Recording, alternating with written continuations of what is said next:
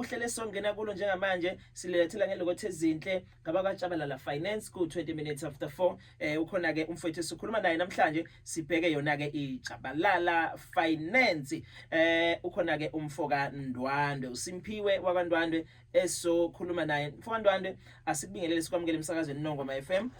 Ngiyabingelela Nqobeko emsakazweni Nongoma FM namanje kuyintokozo ukuthi elami iphimbo lisezwakala kulomsakazo omkhulu kangaka. Mfoka Ndwandwe singakujabulela ukuthi ke ukusitshele ukuthi ijabalala finance yiluphi uhlobo lwenkampani. Alright, Nqobeko ngiyabonga kakhulu ngombuzo omuhle kangaka nomkhulu kangaka nento ke esize ngayo namhlanje. Igama lami njoba ngizophinde ngisho futhi uSimphiwe wakwaNdwandwe ngivela khona kwaJabalala Finance kodwa ke umunye umuntu uzolazi izwi mangabe ke ukuthi uthembekile emsakazweni Nongoma FM. Yes, iJabalala Finance Nqobeko yinkampani esiza abantu ngabanye noma umuntu ngamunye ngemali imboleko okuhlanganisa izikweletu zomuntu siqu ezilula ezisheshayo nezithembekile. Sisebenze kakhulukazi ke ukusiza abantu baseNingizimu Afrika ndlela abadinga usizo lwemali oluphuthumayo. Okay. All right, uyayizwela ke mlaleli insizwa isasikhela nje phezulu ngoba sisazongena nasigxile. Okunye ngifisa ukuchecka la ukuthi ke mhlambe imali imboleko yenu isebenza kanjani nanokuthi umuntu usifaka kanjani isicelo kunini. Ngiyabonga Ndlela ngombuzo. Umuntu engafaka isicelo kalula nje Ndlela kudinga ukuthi aba nema documents afana neID yakhe yasemthethweni yaseNingizimu Afrika kube ke iPayslip ayithole emsebenzini bese kuba ke nebank statement noma ke ubufakazi bokuthi ke kukhona imali engenayo kwi-account yakhe. Umuntu ke Ndlela engakwazi ukuthumela isicelo online noma ke engavakashele ihhovisi lethu noma axhumane nathi ngocingo thina ke bese sibheka konke okwakhe nokuthi ke yimalini alungele ukuthi engakwazi ukuyithola kuthina iJabalala Finance. Ngisathi ngifuna ukuza lapho ukuthi mhlawumbe umuntu engaboleka kusuka kumalini agcine kumalini mayefisa ukuboleka kunina kwiJabalala Finance. Muhle kakhulu ke lo mbuzo wendlela ethina kwaJabalala Finance sibolekisa kusukela ku500 kuze kufike ku10,000 cabanga kusukela kwinkeshezana engango500. Yayizwa nje leyo nto kuya ngokuthi ke futhi Ndlela uthola imali engakanani engenayo ebhangi lakho ngenyanga futhi ke bese siphinde sibheka ukuthi uzokwazi yini ukukhokha ngaphandle kokuba nezingqinamba. Mhlawumbe yini eyenza iJabalala Finance yehluka mhlawumbe kwezinye inkampani zemali imboleko. Alright, thina ke wendlela into esehluke ngayo thina siyashesha futhi ke sithembekile futhi ke asinazi indleko ezifihlekile. Sikhuluma kahle nabantu futhi sisiza abathengi bethu beqonde kahle izimo zemali imboleko futhi ke sinikeza izeluleko ezisizwa abantu ukuphatha kahle imali yabo. Umuntu ke engafaka isicelo noma ngabe ukuphi eNingizimu Afrika ngokungena nje online. Sinane app Ndlela lokho kusenza ukuthi sibe bahle kakhulu. Sine app la khona ukwazi ukuthola khona ilink yethu yokuapply ohlala nayo njalo efonini yakho ophinde futhi ikunikeza ama-updates. Understand leyo app usiyibiza ngo-life changing journey. Uyakwazi ukuyi-download ungene ku-Google Play Store and then bese uyagijima uyongena kwi-feature ethi Jabalala Finance. Then ke uzokwazi ukuthola zonke izinto ezithinta thina. Ngiyayithanda le ngicela uphinde ukuthi usiphindela yona le yokuthi kunane app ethini ngoba ngicabanga ukuthi umlaleli olalele usephuthelwe nawe ukuthola kalula negama. Cela usiphindele leyo ndawana.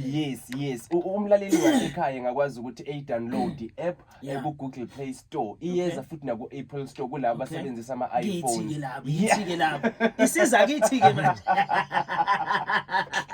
Wabona ukucacisa ukuthi isiza kithi ke manje. Yes, siyeza kakhulu ku-Apple Store, siyeza ku-App Gallery mangabe usebenzisa uhlobo lwefoni lwama-Hawaii yabona. Kodwa it's life changing journey Ndlela. App engidownloadayo leyo life changing journey. Oyidownloadayo ku-Google Play Store yakho. Kuleyo app uzokwazi ukuthola ama-features amaningi. Uzokhumbula ukuthi mangabe kushaya lesi sikhathi Ndlela njalo ngoLwesihlanu saqala ngoMsombuluko hlezi sifika noDokotela uNyezi sithi ke life changing journey namanje kusayingxenye ke yawo life changing journey lo sishintsha impilo yomuntu Ndlela. Umuntu uyakwazi ukuyithola i-app ku-Google Play Store akadownload ethi nje life changing journey uzoyibona isihlahla ibhaliwe ukuthi life changing journey mobile app then uyagijima uyongena kwi-feature ethi Jabalala Finance. Ila khona uzokwazi ukuthi ukwazi ukuthola ama-updates nayo yonke into nokuthi futhi izokusiza ukuthi ukwazi ukuthi u-apply noma ngabe ukuphi eNingizimu Afrika.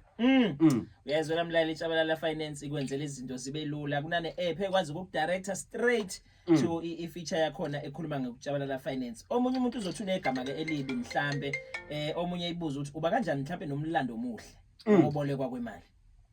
Alright, mina ndlela into engiye ngisho noma esike sisho thina kwaJabalala Finance mangabe sihlangene noma sesilekelela abantu baseningizimu Afrika. Siye sithi thina iyodwa indlela esithi yona ehamba phambili ukuze umuntu ebe nomlando omuhle. Ukuthi ukuthi nje kuphela ndlela ukhokhele ngokugcwele njalo isikweletu sakho ngoba uma ngabe wehluleka ukukhokha noma usufihla ukuthi uyasebenza uyabona lokho kungalimaza i-credit score yakho.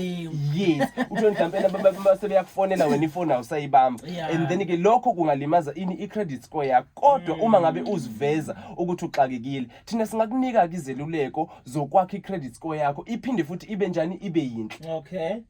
Cha kuyezwakala ngifisa ukuchecka ke omunye usejaha ukuze interest rate yeni ukuthi kangakanani mhlawumbe ngabe ikhona yini futhi imali uyokufaka ke sona isicelo. Uyabona njengoba ngiyilandlela ngiyila kwaNongoma kufana nokuthi ngizothi charity begins at home lonke usizo kufanele ngiliqalise la ekhaya konke ngizokululetha la ekhaya. Thina ke i-interest rate yethu i-30% asehla senyuki i-30% futhi umuntu ke nguyena oshoyo ukuthi engakwazi ukukhokha izinyanga ezingaki ukuqeda isikweletu sakhe. Asibizi imali yokufaka isicelo akukho upfront free fee uyabona kunama scammers othola ukuthi ke mhlawumbe bazosebenzisa negama lethu uthola ukuthi mhlawumbe bazothi umuntu akaqala ikhipha imali thizeni ukuze understand no thina sithi sikwenzela i-credit check yakho mahala siphinde futhi ke sithi no upfront fee uyakwazi nje ukufaka isicelo sakho unoma ikuphi la ukhona ekhaya kusukela ku500 kuze kufike ku10000.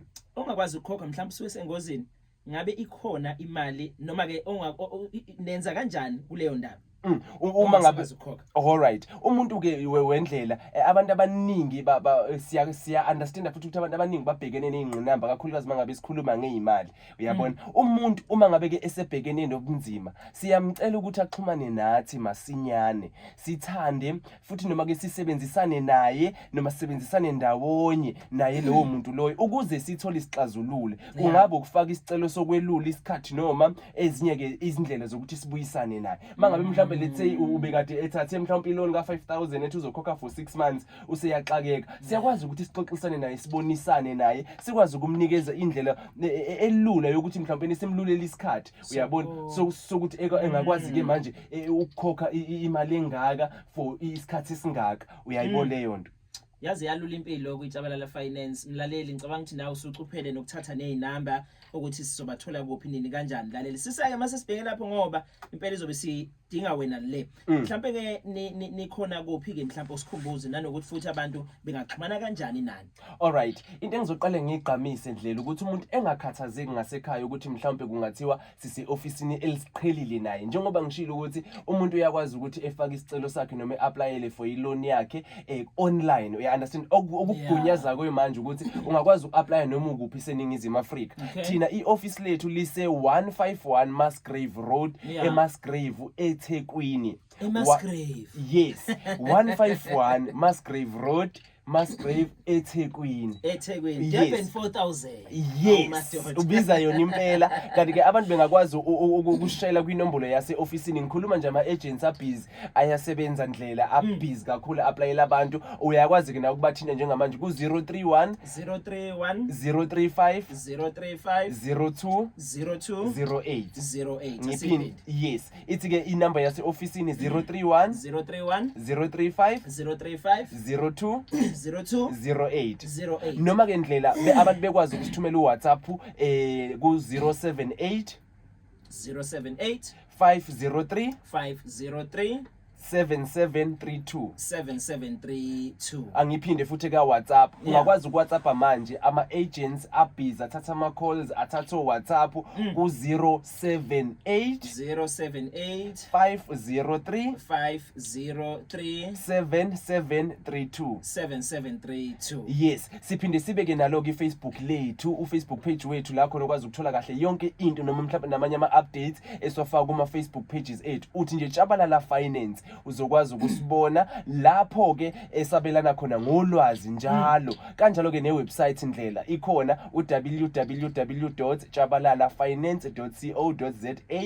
Uphinde futhi ukwazi ukudownloada ne-app uthi Life Changing Journey. Nakuyona ke indlela into engiyithanda kakhulu iwebsite yethu uma ngabe uthi www.jabalalafinance.co.za uyakwazi ukuthi futhi ungene kuyona uphinde futhi uapply uthumele onke ama documents akho njengoba ngishilo ukuthi i-ID yakho, i-payslip yakho ne-bank statement yakho. Uya understand?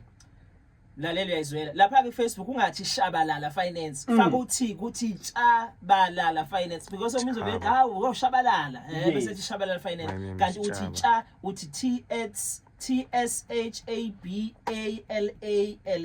Tshabalala Finance injalo ke indaba yakho mhlambe ke sesiya ngasemaphethelweni mhlambe ungathini kumlaleli namhlanje abafisa noma abafuna imali yokwenza mhlambe idinga ezibalekile efana nemali yesikole noma mhlambe imali abayidinga kwemshado imicimbi yabo emkhulu kanje belalele namhlanje.